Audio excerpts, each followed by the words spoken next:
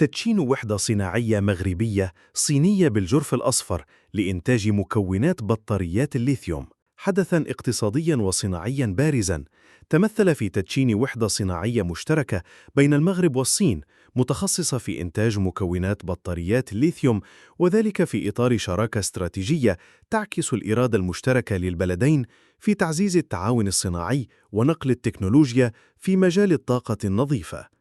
وتندرج هذه الوحدة ضمن مشروع استثماري ضخم تبلغ قيمته مئات ملايين الدولارات، تنفذه شركة مغربية رائدة في الصناعات المعدنية بشراكة مع مجموعة صينية متخصصة في تكنولوجيا البطاريات، وتحديداً المواد الأولية لمركبات الليثيوم المستخدمة في بطاريات السيارات الكهربائية والأجهزة الإلكترونية. أهداف المشروع وأبعاده الاستراتيجية: يهدف هذا المشروع إلى تعزيز مكانة المغرب كمركز صناعي ناشئ في مجال الطاقة المتجددة والتكنولوجيا النظيفة،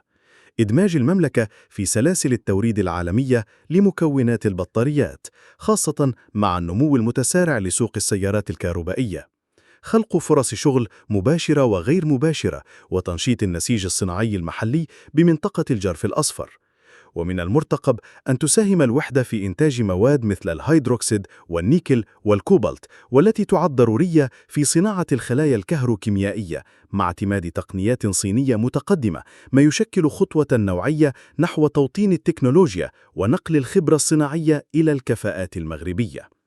حضور رسمي ودعم حكومي. وقد حضر حفل التدشين عدد من المسؤولين الحكوميين المغاربة وممثل عن الجانب الصيني وممثلون عن القطاع الخاص، الذين أكدوا في كلماتهم على أهمية هذه الشراكة في دعم التحول الطاقي العالمي وتموقع المغرب كمحور استراتيجي بين أوروبا وإفريقيا في مجال الابتكار الصناعي.